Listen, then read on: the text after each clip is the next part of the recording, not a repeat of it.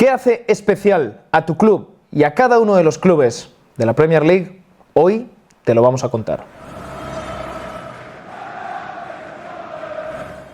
Bueno, Juan, este es uno de esos vídeos que usas para, en una comida familiar, si es que te permiten hablar sobre la Premier League sin dar la turra, no deis la turra, es importante no ser turras en la vida, decir, este es mi club y es especial por esto, por este dato que no sabías. Este es mi club y estos son mis argumentos. Hoy vamos a capturar y encapsular la esencia de cada uno de los 20 clubes de la Premier League. Básicamente lo que os queremos dar es un dato o una historia o lo que sea de cada club de la Premier League que lo hace diferente a todos los demás, tanto en el contexto Premier como en la mayoría de casos también en el contexto de toda la Football League. ¿Qué es lo que hace a ese club único? Y por eso hemos ordenado los 20 clubes de la Premier League alfabéticamente y estos son nuestros datos.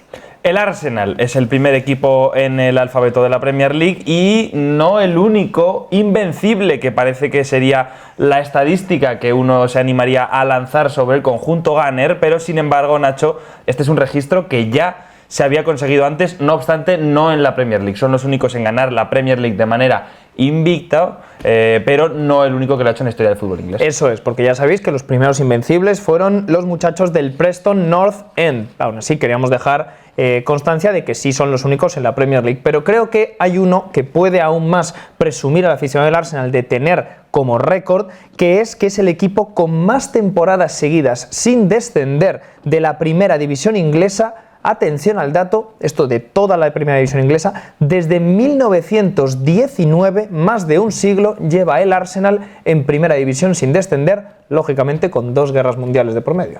Además es un registro que de alguna manera es casi involuntario e inmerecido por parte del Arsenal debido a una votación que se produjo tras la Primera Guerra Mundial, y es que el Arsenal fue reelegido para la élite tras ganar en la votación al Tottenham, que entonces tuvo que pagar las consecuencias de esa reestructuración del fútbol tras la Primera Guerra Mundial. El Tottenham pasó a segunda división y el Arsenal ya se instauró en la élite, de la cual no se volvería a apear hasta la actualidad. Ya sabéis que antes las cosas funcionaban así, también había ascensos que se decidían por mera elección y reelección de determinados miembros. No lo consiguió vía Liga el Arsenal cuando estaba en segunda división, ascendió así, se cargó al que es su gran archienemigo y desde entonces siempre en la élite, siempre, no hay ni un solo club en Inglaterra que pueda presumir de esa estadística. Vámonos ahora al Aston Villa, Juan, y creo que con el Aston Villa vamos a aprovechar para resolver una duda que mucha gente nos ha comentado al respecto de los colores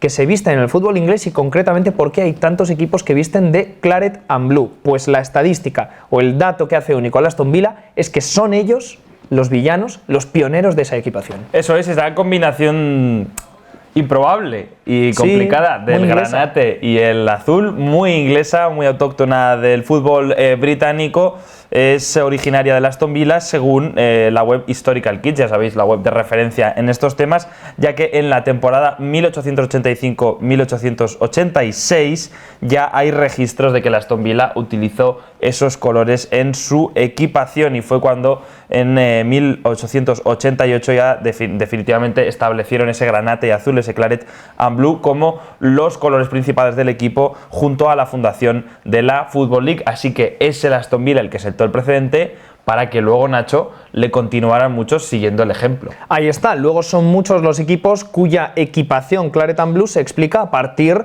de ese origen que está en el Aston Villa. Son ellos los pioneros. A partir de ahí, el Burnley viste igual que el Aston Villa porque se inspiró en el Aston Villa. El Crystal Palace, que en su equipación antigua también vestía con ese claret and blue que se inspiró en el Aston Villa. El Scunthorpe e incluso el Trabzonspor turco, que esto es una cosa que me llama mucho la atención. Sí. Pero es que además cuando hemos buscado la historia del Trabzonspor turco, al parecer el Aston Villa se dio cuenta de que el Trabzonspor se inspira en Aston Villa porque se enfrentaron en competición europea y en la comida de directivas les contaron que efectivamente los colores del Trabzonspor se los deben al Aston Villa. Me fascina, perdona que te interrumpa, que has dicho 4 veces el nombre del equipo sin equivocarte ni una sola. Bueno, creo que merecía un elogio y un alto en el camino. Un aplauso, un aplauso. También te digo Trabzonspor, que luego en turco será Trabzonspor.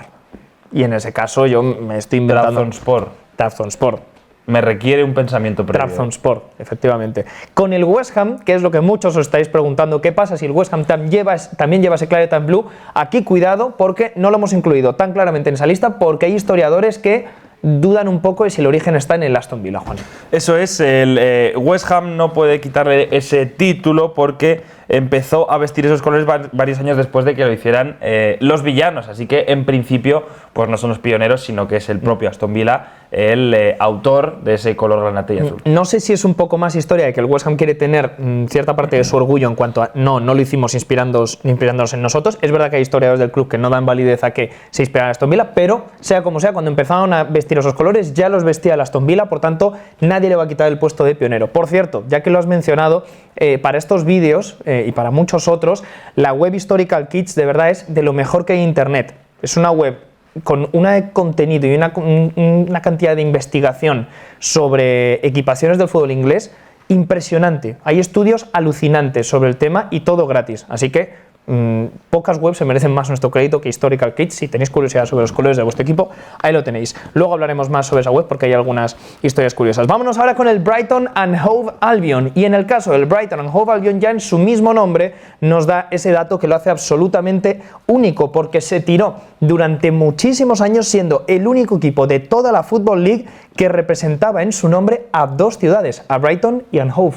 De hecho, lo que ha sucedido es que este equipo, que inicialmente representaba a dos ciudades diferentes, ha trascendido a las ciudades que finalmente han acabado uniéndose a finales de los 90, y entonces ya ha dejado de representar a dos, sino a una misma unidad, y ahora mismo son Brighton and Hove, Como tal es una ciudad, Brighton and Hove. Es una ciudad. El club, que se fundó en 1901 ya como Brighton and Hove Albion, pues como decimos, ya pues incluía la representación de esos dos clubes, pero no es el único que tiene esa unión and dentro de su nombre, Nacho. Sí, lo que queríamos aclarar con esto es que ha habido dos clubes más en la historia de la Football League que han jugado y que en su nombre tienen ese and. Uno es el Dagenham and Redbridge y el otro es el Russian and Diamonds, pero en ninguno de los dos casos es exactamente lo que pasa con el Brighton and Hove Albion, que representa dos ciudades o representaba dos ciudades. En estos dos casos son los dos producto de fusiones de clubes, por tanto no es como tal representar dos ciudades, sino representar dos clubes que se han unido en uno solo. Así que la condición de haber sido el único club de la Football League que ha representado a dos ciudades bajo el mismo ente es el Brighton and Hove Albion, y es lo que le hace único. Pasamos al Brentford, y en este caso el título que hace pues de alguna manera único al Brentford es ser el club más familiar de todo el fútbol inglés, porque durante 11 años consecutivos ha recibido el distintivo de Family Excellence Award de la Football League, que es un premio que básicamente pues reconoce la labor de un club para hacer un entorno agradable para las familias, para que vayan a los partidos, y además en 2020 recibieron por tercera vez consecutiva el estatus Gold, que es el máximo al que se puede aspirar dentro de este sector en concreto de ser un club family friendly. Es un distintivo que lo que analiza es la experiencia global en el partido en el estadio del Brentford, y tiene que ver con el trato que se le da a niños y familias, en cuanto a las dinámicas promovidas por el club para el público joven, la calidad y amabilidad del staff, la adecuación del estadio en términos de inclusión y seguridad. En todo ello, el Brentford, ya no solo en Griffin Park, sino además ahora en su Community Stadium, ha sido un ejemplo a seguir, y por eso también lo queríamos valorar, porque probablemente a la hora de ir a Londres a ver fútbol, que es lo que muchos de vosotros hacéis porque es lo más accesible, si vais con gente joven o vais con vuestros hijos, con vuestros hermanos pequeños o lo que sea, que sepáis que ahí están los premios de la Football League. Pocas experiencias van a ser mejores para los chavales que el estadio del Brentford. Eso es, además me parece un movimiento bastante inteligente por parte del Brentford, que ya sabéis está en un mercado muy complicado. Es Londres, hay muchos estadios, hay muchos grandes equipos, entonces tienes que intentar hacerte diferente por algo, y en este caso ser un club familiar, algo muy inteligente que además casa muy bien con la idiosincrasia del propio club, que ya sabéis es especialmente inclusivo, con todo tipo de personas en cuanto a sus puestos directivos. Tiene uno de los puestos directivos pues con mayor diversidad de todo el mundo del fútbol. Vamos ahora con otro club que quizá no está tan relacionado con el glamour de Londres. Bueno, es una ciudad distinta, pero le tenemos mucho cariño, como es el Burnley. Y en el Burnley lo que le hace único a nivel de Premier League, eso sí, lo tenemos que reconocer, es su estadio, Turf Moor, porque es el que durante más tiempo ha sido usado de manera ininterrumpida por el mismo club para la práctica del fútbol, desde, atención, 1883. Así que, si vais alguna vez al estadio del Burnley, que sepáis que estáis ante una construcción que de manera ininterrumpida ha acogido partidos del Burnley, además, que eso me parece importante, no ha cambiado de club. Eso sí, a nivel de toda la Football League, ese título se lo quita el Preston North End, que en su estadio ha jugado aún más tiempo seguido que el Burnley. Pero a nivel de Premier League, eso sí hay que reconocerlo, es el que tiene el récord. Pero es alucinante, ¿eh? Un estadio del siglo XIX. ¡Buah!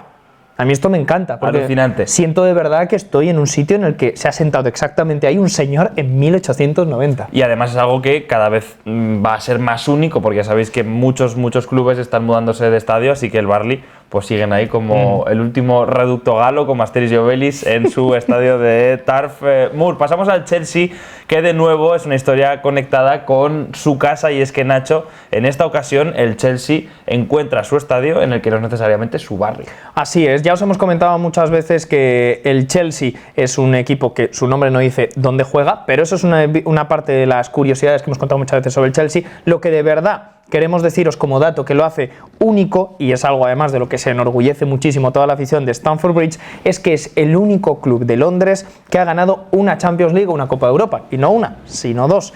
En el caso del Chelsea, es el culpable de que Londres haya salido de esa lista, esa sorprendente lista de todas las capitales europeas, grandes capitales europeas, que no tienen campeones de Europa. Eso es.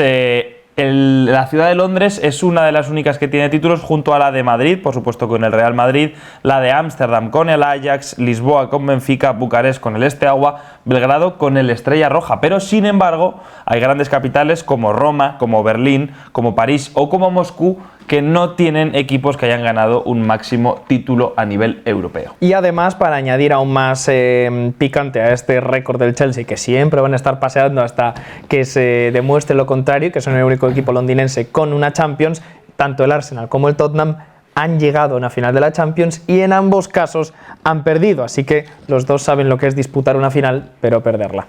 Continuamos ahora en los límites de Londres para hablar del Crystal Palace, que en este caso podríamos dar un dato no necesariamente positivo que les hace igualmente únicos, que son el único equipo que ha descendido siendo cuarto por la cola.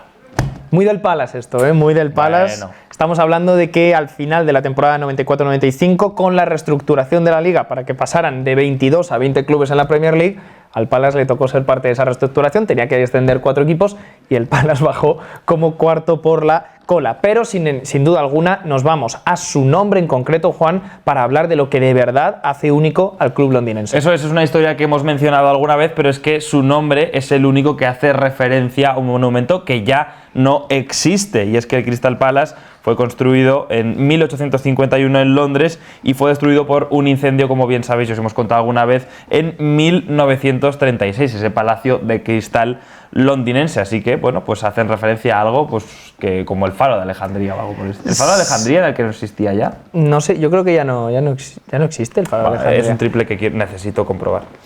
No lo sé. Es un triple desde medio campo que... ¿Sí? Faro de Alejandría, a lo mejor la estamos liando con esto, pero me suena lo de imágenes. La biblioteca de Alejandría, yo creo. Claro, que fue lo la que biblioteca de Alejandría, pero ¿y el Faro de Alejandría? La ignorancia, muchachos, es muy atrevida. Es atrevida e ignorante, por otra parte. Ignorante también. Fue una torre. Vale. Bueno. Fue una torre. Bueno, bien, entonces. Fue una torre. O sea, no nos alegramos de que haya desaparecido. No es una torre. O sea, no estamos celebrando. No celebramos la desaparición del Faro de Alejandría, que sabe Dios en qué condiciones desaparecería, sí. Pero al menos la ignorancia en este caso no es atrevida. Sí. Y bueno. Bueno, pues nos alegramos. Queríamos también poner como único comparación, el Crystal Palace es el único equipo que representa en su nombre un monumento que no existe. Lo que más se le acerca es el Crío Alexandra, que hace referencia a una persona que ya no existe. Bueno, un saludo desde aquí a la monarca fallecida, en cuyo honor el Crío Alexandra se puso su nombre. Vamos a pasar al necroporra, siguiente. ¿no? Un nombre necroporra. Bueno, ya lleva mucho tiempo en la necro y en la porra no, porque la señora está muerta.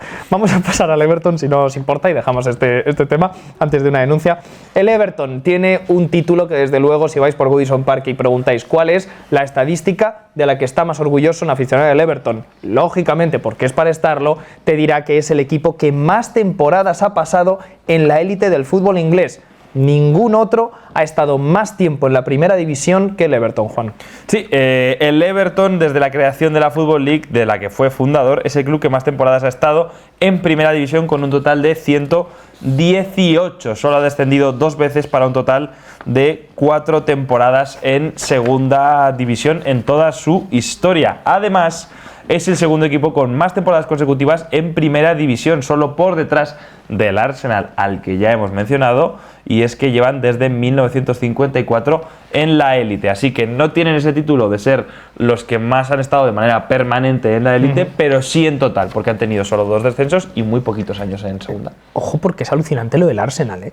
O sea, el Everton tiene un dato increíble, pero es que el Arsenal es de 1919, que no baja. Por supuesto, el Everton, pues ya sabes, si alguna vez baja el Arsenal, pues y no bajan ellos, les queda ese récord. Además, son registros que hablan un poco también de la competitividad que ha habido siempre en el fútbol inglés, porque ya sabéis que estos registros son algo más habituales. Por ejemplo, en el fútbol español, si no me equivoco, ni Athletic, ni Barça, ni Madrid han descendido nunca.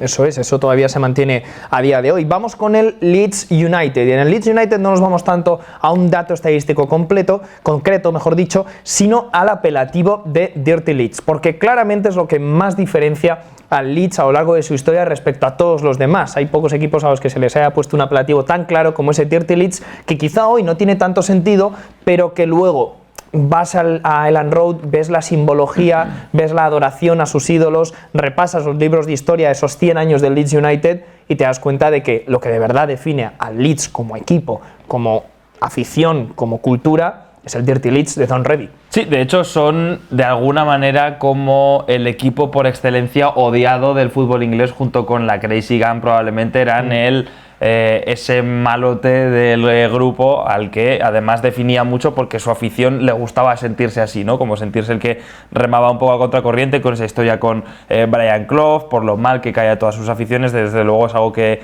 les distingue. Desde luego, además, se prueba en cosas como esta anécdota de Norman Hunter, que le apodaban Bites Your Legs, que básicamente, pues...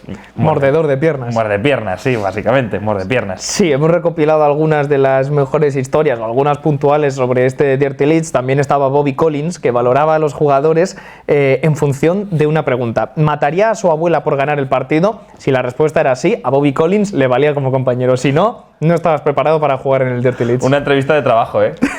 ¿Mataría usted a su abuela por ganar un partido? De hecho, la acabo de asesinar, caballero. Sí. Es usted titular a partir de ahora en el puesto de central. En plan ofrenda, ¿no? Ahí... Aquí está mi abuela. Ofrenda al dios de Leeds.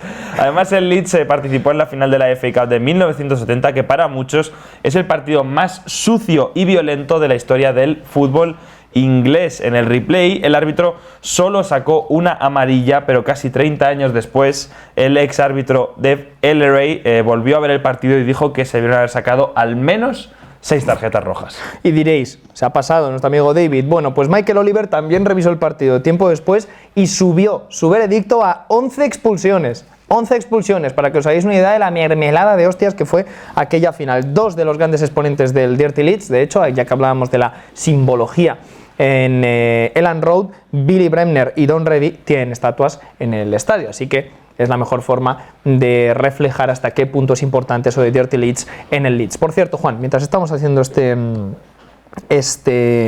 vídeo, me han llegado 2 mensajes de texto, no, un mensaje de texto de mi banco, el cual reza lo siguiente: su cuenta ha sido suspendida temporalmente por motivos de seguridad. Siga el enlace para verificar su identidad. ¿Este es un motivo que te hace único ahora mismo, dirías? Es un motivo que me hace único.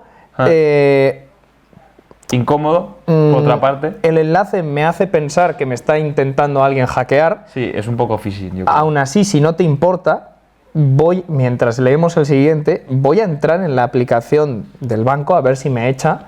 Y así veis, me han suspendido. No en directo, pero si seguís en vivo, pues si Nacho González acaba de perder todos sus ahorros. A ver, o no. Estoy entrando. Tu experiencia aún más segura. Vale. Ojo, mira a ver los fondos, mira a ver los fondos. Si te encuentras un total de 0 euros, estamos entrando, amigos. Estamos ante problemas. Bueno, me ha dejado entrar perfectamente. No hay ningún problema por aquí. Así que... borrar ese mensaje. Me gustaría decirle al hijo de la grandísima puta que me está intentando hackear que hackee a su padre. Bueno, fishing en directo. Ya está, muchachos. un éxito más de Nacho González. Balas rozando, pero pasamos al siguiente equipo, que en este caso es el Leicester, el único equipo que gracias a la escala de Richter y la actividad sísmica que genera su estadio, le convierten, como decimos, en único, porque en el King Power Stadium se vivieron casi terremotos. Así es, un sismómetro colocado por la Universidad de Leicester cerca del estadio registró en la temporada del título, aquella de temporada 2015-2016, una actividad sísmica de 0,3 en la escala de Richter cuando Leo Joan marcó contra el Norwich City en el último minuto, que esta es la historia que normalmente se conoce, pero algo que hemos descubierto haciendo el guión de este vídeo es que no fue la actividad sísmica mayor de aquella temporada, porque acabó siendo superada en el último partido en casa de esa temporada con dos actividades sísmicas, ojo, no una, dos, de 0,4 en la escala de Richter, provocada por los goles de Andy King y de Jamie Vardy, en lo que lógicamente era un día de absoluta festividad, porque ese día no se jugaban nada. Además ganaron y celebraron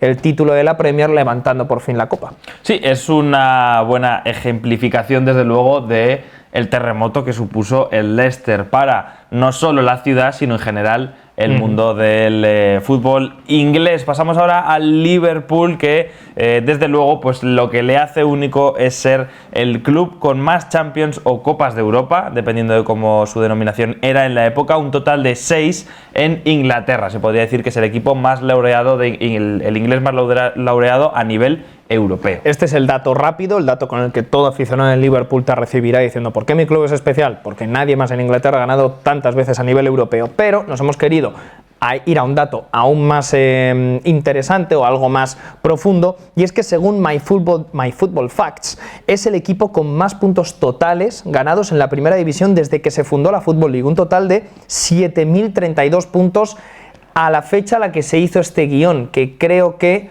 se salta 2 jornadas disputadas más o menos, pero bueno, por encima de los 7.000.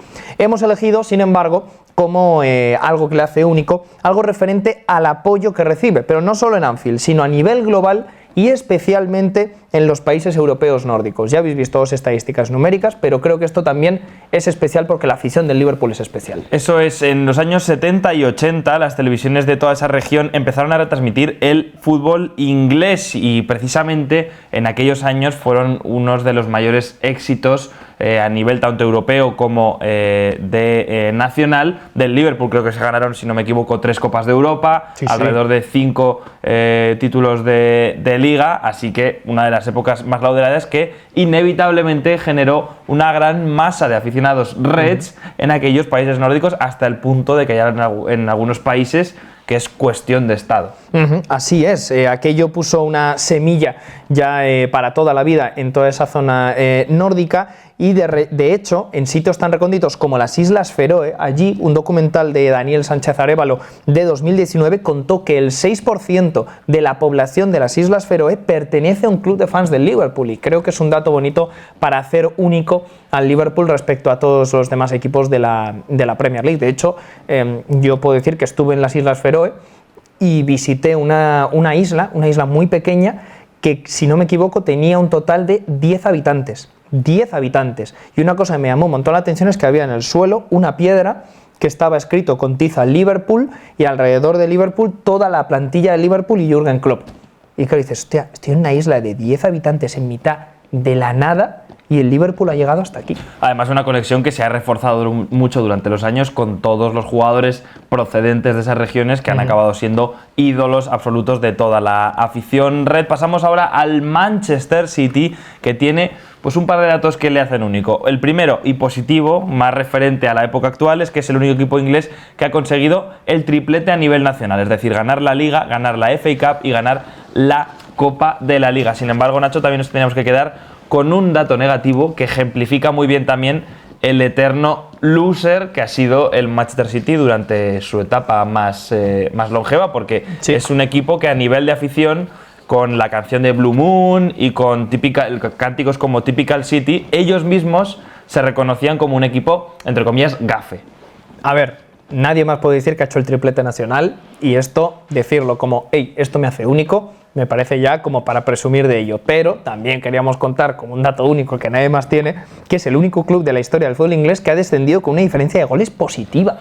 Esto me parece una auténtica locura. Fue en 1938, en una temporada en la que además bajaron como vigentes campeones de liga. Defendían el título y descendieron con una diferencia de goles positiva, algo que hoy en día no sé qué es más difícil, si bajar con diferencia de goles positiva o hacerlo siendo vigente campeón. Claro, lo que sucedería en realidad es que tuvieron muchas victorias de manera abultada y muchas derrotas muy ajustadas que podrían haber acabado en empate o perfectamente en victoria. De su lado pasamos a los vecinos de Manchester, el Manchester United, que desde luego es el club con más ligas de Inglaterra, con un total de 20, que curiosamente solo se reparten entre 3 entrenadores, 2 de Ernest Magnall, 5 de Matt Busby y 13 de Alex Ferguson.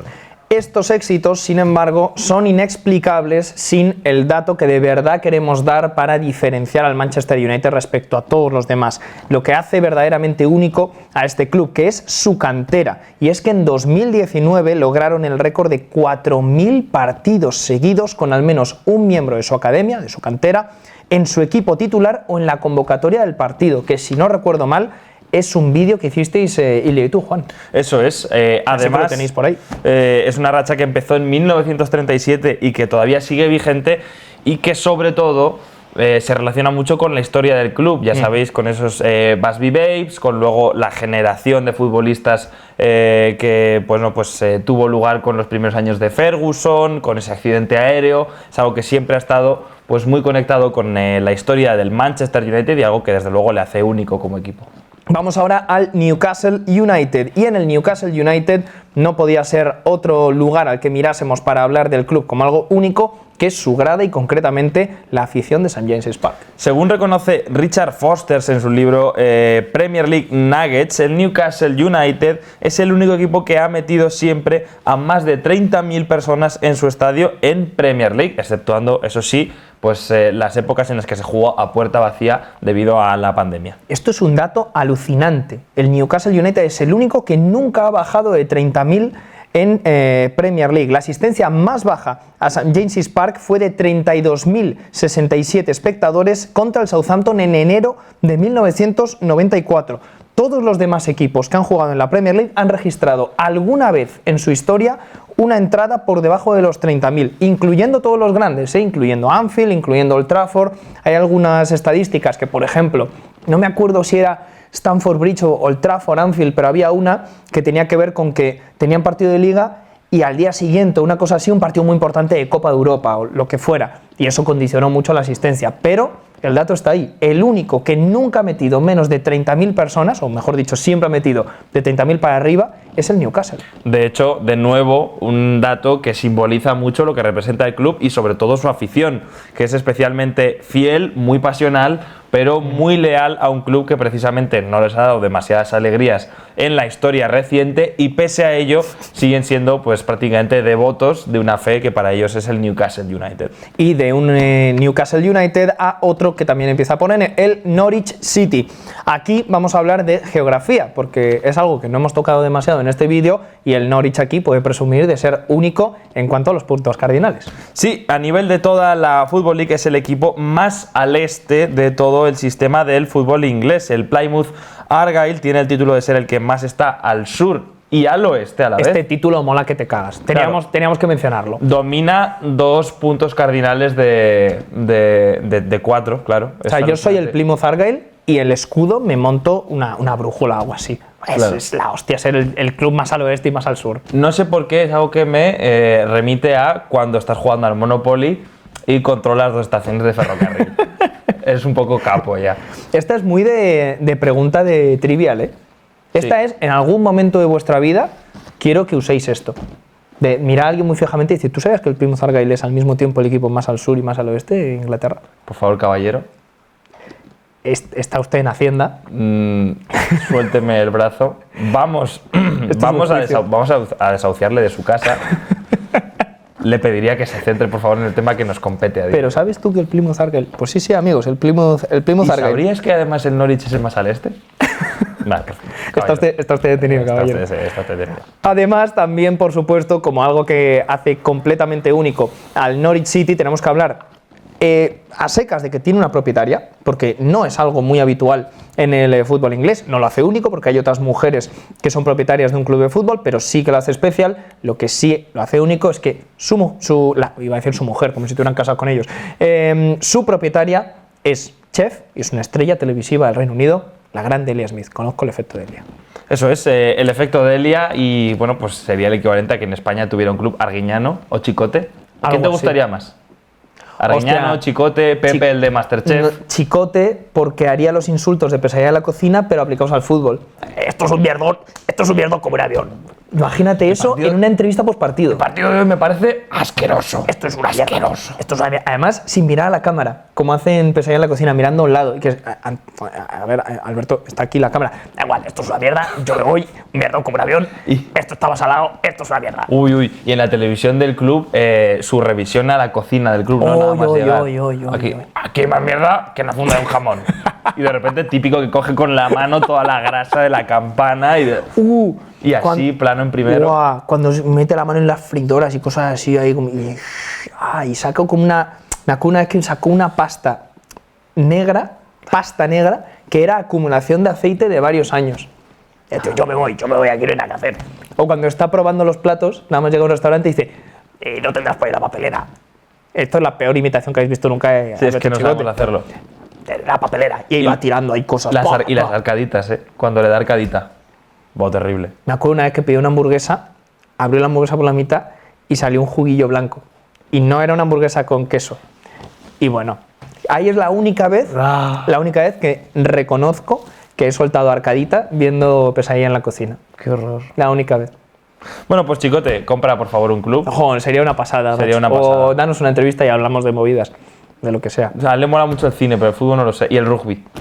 Pero, a ver, yo creo de todas formas que hay esto siempre lo he pensado, hay un vídeo con algún chef que a la gente le mole sobre la comida en los estadios de fútbol inglés. Dios, una cata a ciegas, Lo que pasa es que hicimos un vídeo. Eso mola muchísimo. Te quiero recordar que hicimos un vídeo sobre cómo tener el peor estadio y una parte era la comida. Y sacamos una serie de imágenes de perritos calientes lamentables, patatas fritas lamentables y un último, que no sé si te acuerdas, sí, pero alguien había empanado una mierda humana, ¿vale? Un chorizo humano que lo había metido entre dos panes y subieron una foto diciendo, jaja, mirad lo que venden en el bar de no sé qué estadio fue, y era un troncho humano. Claro, entonces, hacer una cata a ciegas, Alberto Chicote, con una mierda, con una... Entonces, yo no quiero estar ahí. Entonces, dicho, no le enseñéis eso a Alberto, porque entonces no va a querer venir, ¿vale? Ya está. Pasamos al Southampton después de hablar de comida y de mierdas, así es la media inglesa, y tenemos dos datos que hacen único al Southampton, uno a nivel nacional y otro a nivel hispanohablante. A nivel británico es el último equipo que la reina Isabel entregó, al cual entregó la reina Isabel una FA Cup. Así es, fue en 1976 el gran triunfo de la historia del club, aquella FA Cup, y a partir de entonces se encargaron otros miembros de la realeza de entregar desde el palco la FA Cup, así que son los últimos a los que se lo ha dado la reina Isabel, casi nada. Y a nivel hispanohablante sabemos que es una historia que todo el mundo sabe, pero que es que realmente lo hace muy especial al Southampton, es el origen de los colores de dos clubes tan importantes en el fútbol español como el Athletic Club y el Atlético de Madrid. Lógicamente es la cadena, el Southampton fue la causa de los colores del Athletic Club, los colores del Athletic Club fueron la causa de los colores del Atlético de Madrid, pero no deja de ser por eso un pionero muy interesante en esas franjas rojiblancas. Sí, además pasamos ahora ya al Tottenham, otro conjunto que de nuevo tiene dos registros, uno nacional y otro un poquito más especial. El primero especial es que es el único equipo inglés cuya camiseta vistió Diego Armando Maradona. Fue en un partido homenaje de Osi Ardiles y desde luego es una foto que habréis visto mucho los amantes del fútbol. Es el único. Desde luego yo, como fan del Tottenham, hubiera presumido de ello. No se ha puesto ni una sola otra camiseta del fútbol inglés para jugar con ella. Estuvo a punto de hacerlo con la de Sheffield United. Tenemos la historia por ahí de cuando estuvo a punto de jugar con el Sheffield United, pero el Tottenham es el único cuya camiseta ha vestido Diego Armando Maradona. Otro título que jamás les quitará a nadie es el de ser el pionero inglés en cuanto a los trofeos europeos, porque el Tottenham es el primer club británico que ganó un título europeo. La Recopa del 63 se adelantó al Celtic de Glasgow, que ganó la Copa de Europa como primer británico, y también es el primer ganador, ya no británico, sino en general, de la historia del torneo, de la Copa de la UEFA. Ganaron la primera edición del torneo en 1972. Continuamos de nuevo en los límites de Londres para hablar esta vez del Watford, que desde luego su dato único no es tanto un dato sino una persona, Elton John, del cual os hemos hablado más de una vez, y es que en los años 70 se convirtió en el presidente del club que siempre había apoyado, el Watford, y de la mano de Graham Taylor, al que colocó en los banquillos, le llevó a las cotas de mayor éxito que ha habido prácticamente en su historia, coronándose, bueno, no coronándose, pero siendo subcampeones de la First Division en 1983 y siendo finalistas de la FA Cup en 1984. Hay pocas veces que se haya visto una relación tan estrecha entre un músico, una estrella del arte, iba a decir en general, como Elton John, con un club de fútbol. Elton John se ha implicado siempre mucho con el Watford. De hecho, en su época, cuando era más joven, llegó a entrenar con ellos algunas veces, a echar partidillos, y según un vídeo de Tifo y de Athletic, se sentó en el banquillo para ver el primer partido de Graham Taylor en el Watford. Esta historia nos ha roto un poco la cabeza, porque cuando lo vimos en el vídeo de Tifo y de Athletic, hemos buscado y no la hemos encontrado en ningún otro lado. Y hemos mirado libros, hemos mirado historia del Watford, y no hay fotos, no hay nada que digan que se sentó en el banquillo. Bueno, nos parecía algo curioso.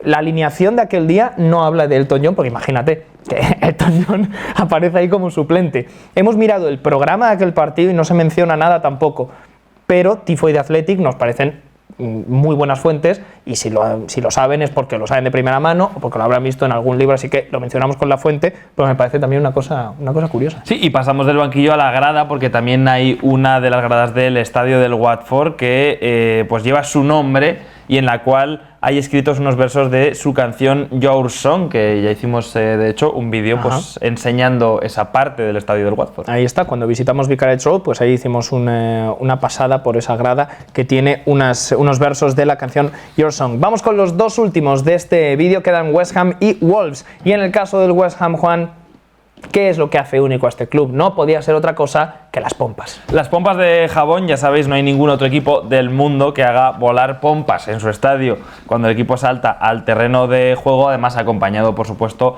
de ese mítico himno de I'm Forever Blowing Bubbles que acompaña siempre al equipo. Es una canción, además, Nacho, con un origen curioso. Sí, compuesta en Estados Unidos en 1919 por Jan Kembrovin y por John William Kellett. En los años 20 fue cuando se hizo popular en el Reino Unido en teatros y musicales, y fue en esa década cuando la afición del West Ham adoptó la canción, aunque la razón no está del todo clara ni siquiera para los historiadores del club. Hay varias versiones, hay varias teorías que tampoco os vamos a contar aquí, pero lógicamente I'm Forever Blowing Bubbles ha sido el origen de que hoy todavía se mantenga esa tradición de esos tanques de pompas, que si vais al London Stadium me echan pompas, que es una auténtica locura cuando saltan los Hammers al campo. E incluso la letra de la propia canción es bastante importante para la historia del club. Ya sabéis que el club es bastante grande a lo largo del paso del tiempo, pero nunca ha sido un club especialmente exitoso en cuanto a conseguir títulos. Entonces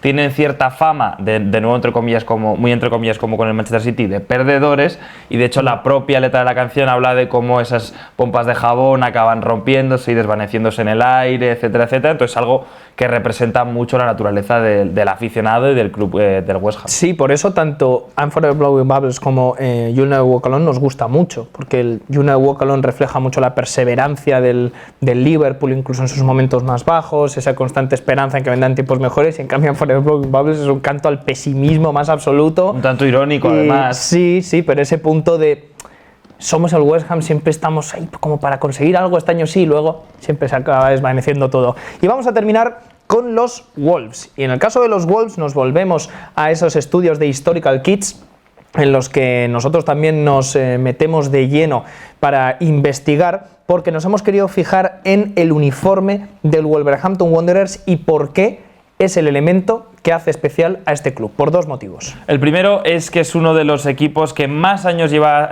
siendo fiel a sus colores sin haberlos cambiado. En 1891, fue la primera vez que optaron por mezclar el dorado con el negro y desde entonces podemos considerar que siempre, sin excepciones, han respetado esa gama cromática. Sí que se han movido del amarillo al naranja en función del tono que le daban a la camiseta, pero siempre en esa misma gama cromática, por decirlo así. Sí, de hecho, pensad, por ejemplo, en los últimos Wolves de Championship, los que ascienden a Premier, y era una camiseta más naranja, y la de ahora es un poco más amarilla, pero se entiende que son los mismos colores y los han respetado, que esto es algo muy raro, desde 1891. Desde hace muchísimo tiempo visten con los mismos colores sin haber nunca fallado en ese compromiso. De hecho, es que apenas hay clubes que hayan mantenido tantos años ese estilo. Y en segundo lugar, que esto también es interesante, esto ya es un poco más idea de olla, pero en estos guiones nos mola también hacer estas ideas de olla. Sus colores los hacen aún más especiales porque es uno de los equipos que menos ha usado el color rojo en su historia. Solo de 1883 a 1891, cuando llevaron camiseta a rayas rojas y blancas, es decir, que ni siquiera era una camiseta roja completa. Y eso, que atención, en la prensa de la época criticaban que tras unos lavados se iba el color y había jugadores que llevaban franjas rosas y otros rojas, porque cada uno iba como hubiera sacado la lavadora o lo que hubieran hecho en aquella época, la lavandería, su camisa. ¿Por qué es especial lo del rojo? Bueno, porque hasta clubes que no son relacionados con el rojo lo han usado bastante. El Everton, el Newcastle en los inicios, y hablamos de camisetas completamente rojas, no a franjas. El Manchester City y el Chelsea en camisetas alternativas. El Leeds en momentos puntuales, aunque importantes, como la final de la Copa de Ferias del 71 contra la Juve, que en Leeds está prohibidísimo el rojo. Creo que hay una historia de que abrieron un McDonald's y en el McDonald's no se podía poner color rojo por el Manchester United, pues aún así han vestido de rojo, pero ellos nunca en toda su historia han jugado con una camiseta propiamente roja, algo que es realmente raro en la historia del fútbol inglés y que además, Juan, va en contra de sus probabilidades de ganar. Sí, porque según un estudio de la Universidad de Plymouth, bajo el título "Las camisetas rojas están asociadas al éxito a largo plazo en el fútbol inglés", básicamente argumentan pues eso, que los equipos de rojo han tenido normalmente más éxito en el mundo del fútbol. También es verdad que probablemente esto esté influido porque el rojo es un color muy habitual en el mundo del fútbol y del deporte en general. De hecho, a mí lo que me parece llamativo y que tiene cierto sentido es que se hayan aferrado tanto a ese color naranja durante tanto tiempo, porque es un color que, por ejemplo, visto desde el día de hoy a nivel de marketing, no es el más fácil de vender, porque es un color bastante extremo en el sentido de que no a todo el mundo le gusta, y hay gente que no le gusta, de hecho, en absoluto, y aún así es un equipo pues que ahí sigue fiel a sus colores y a su propia identidad. Dicho esto, en el momento que Juan Correa está diciendo esto, Jordi entra por la puerta con un abrigo exactamente de los colores de los Wolves. Unos colores a los que estamos ahora mismo poniendo que no verdes. pasa nada, chavales. A los que os guste el naranja, pues bueno, ya está, no pasa nada. Bueno, muchachos, pues después de esta última ida de olla, recordad, si lleváis color rojo, pues es más probable que ganéis partidos de fútbol. Según este estudio de la Universidad de Plymouth, que no es una broma, de verdad hay un estudio para esto y Hay estudios para todo. Está muy bien montado, os recomendamos el estudio. Hemos terminado ya el vídeo, os dejamos ahora aquí el botoncito de unirse para convertiros en miembros de la Media Inglesa, para este y para muchos otros vídeos, porque sin los miembros no seríamos capaces de seguir adelante. Y ahora os esperamos en comentarios para que nos digáis qué más cosas hacen especiales a vuestros equipos, tanto de Inglaterra como del mundo. O qué cosas son especiales para vosotros de vuestros equipos. ¿Qué las hacen especiales para vosotros? Qué bonito este final. Nos vemos en el próximo vídeo. Adiós.